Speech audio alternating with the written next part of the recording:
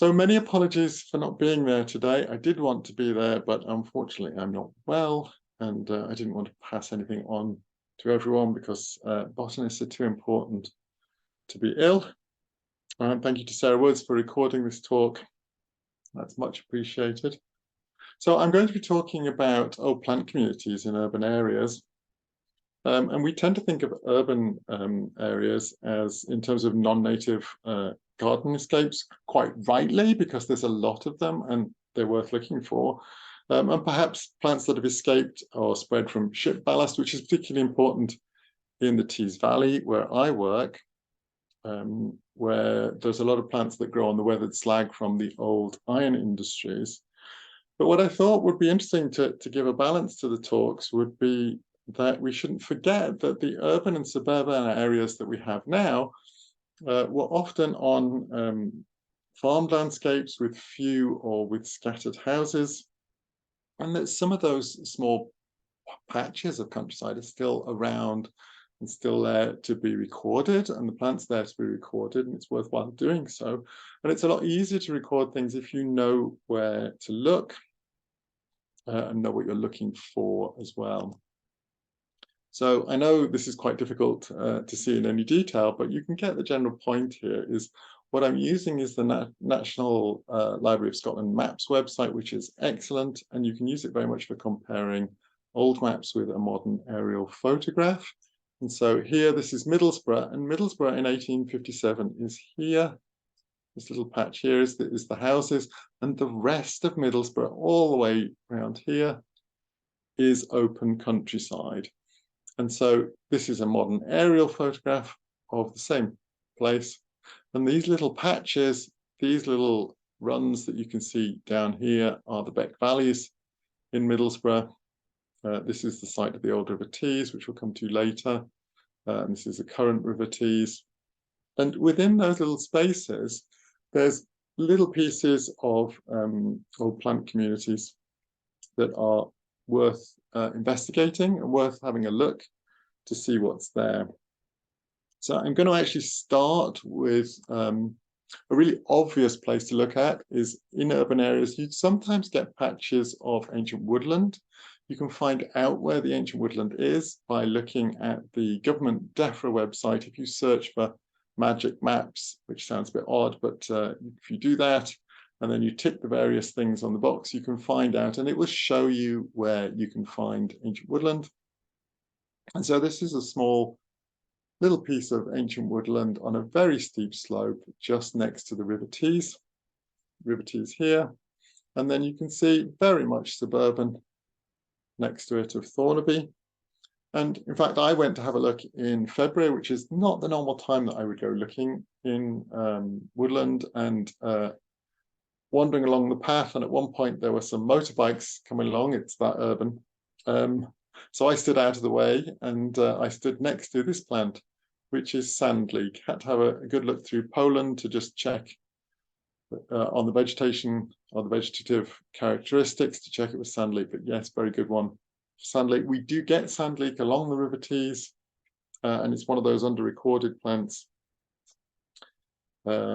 But a nice surprise to find. So just the thing, if you go at another time of year than you would normally to look at all the pretty flowers in a woodland, sometimes things stand out that might not stand out later. And obviously there's other things like dog's mercury and bluebell. Don't imagine that ancient woodland has a good species list already. Doesn't always, and if it does have one, it often doesn't have a current one.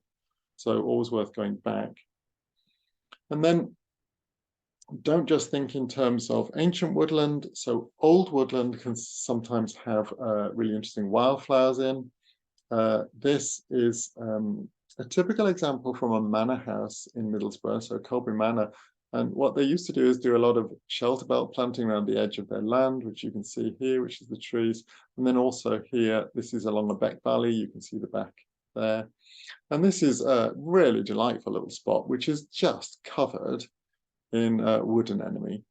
And that brings me, which is here, by the way, and that brings me to a really important point, is that when you go to a site, This, of course, looks amazing in April and May, and you can see where it's there. But in fact, I first surveyed this in November time, and it just looked bare. And there's a bit of ivy knocking around, and it's the same on the other side. It's bare. It is genuinely bare. There's nothing under there. It used to be scrub. But don't dismiss it if you go at the wrong time. It's worth coming back just to make sure and check. And then where you've got a site where there's such a lot of a woodland wildflower, it's worth checking nearby woodlands to see if it's spread. So we're looking at this little patch here, and you can see here it is where it's seeded, and this is a single clonal patch of wood anemone. So there's been one plant there, and it's spread out over the years. You can see a smaller clonal patch here where the plant is spread, and so you can see clearly it's starting to colonize. This is ridge and furrow, so you can see it was once arable, medieval times, and so now starting to colonize with woodland plants. But certainly worth checking on those things if there's a high concentration nearby.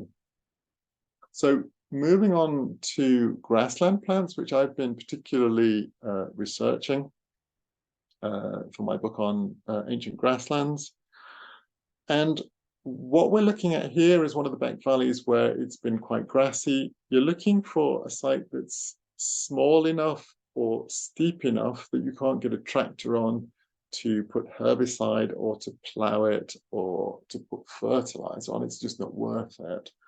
And this site here has, I don't know if you can see, but this is great burnet. So it's just starting to sprout in April, and you can just see at the front, there's a big patch here and a big patch here of great burnet and some more here. What's interesting about this site is because it's no longer grazed, it's starting to scrub up with bramble. So all of this was bramble, and you can see the old stalks. And because we've got these records of these important plants like great burnet, and there is some pignut here, because we've got those records, we can say, right, if we're going to prioritize management, it should be here. So that's one of the really important reasons for collecting records. This site in particular, you can see it's this bit here, which is this bit here. What's interesting is that this is the farm that it was near, and we often find that these grassy back valleys are adjacent to farms, because that's where you could keep your horse or maybe it's your rams or whatever, and you've got them immediately grazing where you can see them and keep an eye on them. What's interesting looking at this 1919 map is when we look at the markings to say that we've got here, it shows that there's furze. Furze is another name for gorse and also called whin, and also rough pasture. You can see rough pasture is here. Rough pasture is a good indicator of where there might be some really interesting wildflowers on the map. And this is also on a parish boundary or a boundary. Boundaries, for quite complicated reasons, which I've not got time to go into here, you often get medieval grazing moors near boundaries, and that means that there are often some relics of that plant community still available there now. So that's just another indicator of why you should maybe go and look at those sites first. Unfortunately, this site here has been developed because the ecology report wasn't very good, but never mind. So sometimes if you go looking in parks, so some of the open space in suburban areas, you can see here used to be just a field with a railway line next to it, and now it's very much suburban around it with the park. But if you go and look at the areas where the grass grows poorly, often on a slope, sometimes it has a blue-grey tinge to it, and that's due to glaucous sedge, of which particularly in the Tees Valley, where it tends to grow quite well on the clay. But if you go looking there, there's usually more interesting plants there. So rather than having to wander around everywhere, you target your time to looking there. And this is a site we've discovered quite recently. And at this end here, we can find this, and that little plant there is pepper saxifrage. So pepper saxifrage is quite rare in our area. We are finding a lot more now that we know more where to look for it. And then other interesting things like common bird's foot trefoil. There's bulbous buttercup, which we don't find that often with us. Some common knapweed, all very nice plants to find in a really nice sward, bit of red clover there. So moving on then to cemeteries. So cemeteries are a really obvious place to look. They're often encapsulated grassland. I thought I'd show one that was a bit left field for our area, which is this one on the coast. And this is Spian Copse Cemetery at the Hartlepool Headland. And you can see that in the past, so this is, I think, in the 50s or the 60s, it had a very industrial neighbour. And that industry is now being reclaimed. And obviously we're putting housing in because that's where the money is, in the houses. So that's going to be a very suburban site. But in the middle of it is this old sand dune community. Really, really lovely bit of Bloody Cranesbill there.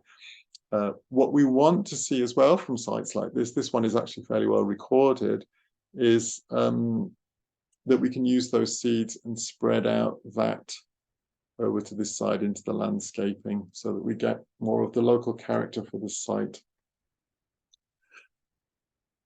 Sometimes it doesn't have to be that old a cemetery. So you can see this is an 1857 site. This is St. Joseph's Cemetery here. So that footpath is now that road there. And we spotted some bee orchids in here, and we asked the council to stop. This is me and Barry Jobson. Asked the council to stop mowing a little patch of it. And what's interesting here is that there weren't many really amazing wildflowers here, but it was very nice to see a little bit of quaking grass. So this is quaking grass doing quite well. We don't see that often. It's a nice sign, but here we've got common knapweed. And then in some of the mown places in the autumn, we got some nice wax caps. So this is parrot wax cap. And then some of the corals, which are an indicator of old grassland. So if you're going to look and survey a cemetery, and we've been doing most of the ones in the Tees Valley, if they don't have that good wildflowers, go back in the autumn and they may well have some interesting wax caps. So just to quickly go on to newish road verges. So this is a new road, maybe it's in the 1980s it was put in. And I think what's interesting here is there's lots of interesting wildflowers like cowslips along the edge and bugle, little patch of pignut down this far end. I don't think it's an old plant community, but I think it is soil from an old plant community. So when the road was built, the soil was piled to one side from, I think, what was a good grassland from a farm that was up here, and then spread out. So we get, if you like, all the right wildflowers, not necessarily in the right order. But as a general rule, if you see cowslip flowering on a roadside, it's worth investigating, really worth investigating, especially as well in rural areas. This also happens on front lawns in suburban areas. So this was a lawn where I saw some orchid. Here we can see orchid rosettes earlier in the year. Asked the owners, actually knocked on the door, which was quite brave, but knocked on the door and asked them if they would just leave this amount. This person didn't want to leave that amount of grass grow long, but they nevertheless did. And then I collected the seeds. So I said it was for a reason. I collected the seed and used it for a restoration project nearby. But very interesting to see. And if you have an idea that you think that the lawns of an area might be quite interesting, it's worth looking on Street View on Google to see what you can find. So this is the same road. And you can see here this yellow in splodges is common bird's foot trefoil. And common bird's foot trefoil is one of those plants that it's worth investigating if you see a grassland that's got it, because there's sometimes interesting things in there as well. The purple is self-heal, and there's a little bit of white clover there. So I wouldn't be that excited about just self-heal and white clover, because we often get that in lawns. But yes, I would be excited if I saw bird's foot trefoil, and I would go and have a look for that.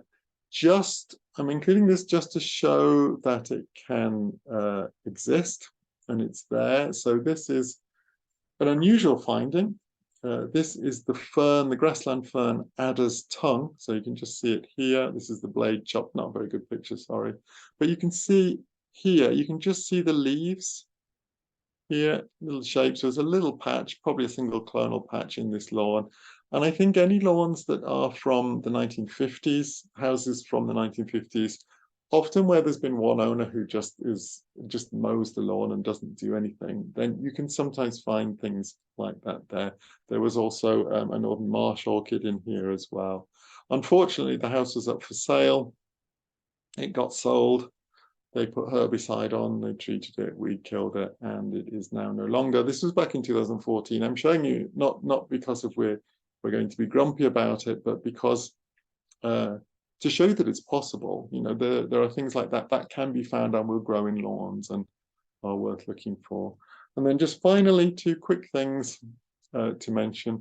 This is a water crowfoot, one of the water crowfoots, haven't identified which, in one of the Beck Valleys in Middlesbrough. This little patch has been here at least 30 years that I'm aware of, probably more. But I'm used to seeing it in quite a biggish river. So the River Leven nearby has it in.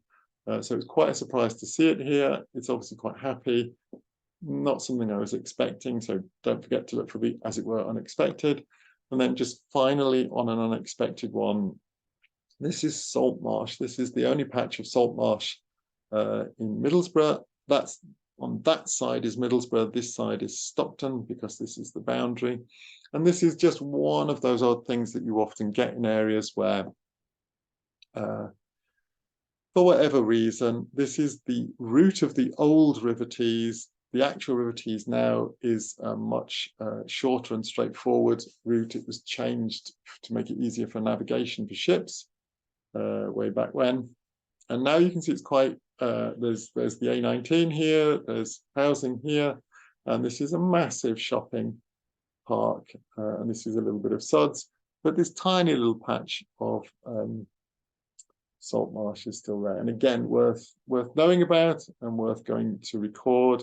I actually got wild celery down there once, which was an interesting record, unexpected as well. So that was nice.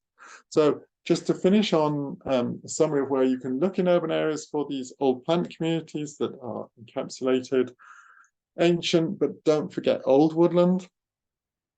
Anything with steeply sloping sides. So you're talking about anything that can't be easily got on with a tractor, so it can't be ploughed easily, can't be herbicided, can't be fertilized easily. At parish boundaries, because there was a lot of interesting wildflowers, particularly grassland wildflowers at parish boundaries in the medieval period in the past.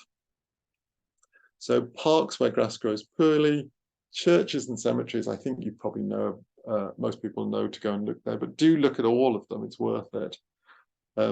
Road verges, particularly that slope or that were adjacent to old farms or parish boundaries, again.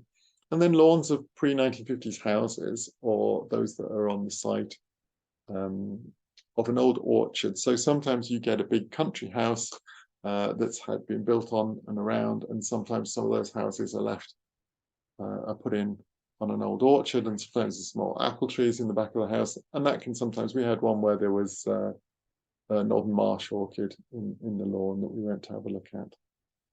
And so that's it. Thank you very much. Thank you for listening. And I'm sorry that I can't be there with you.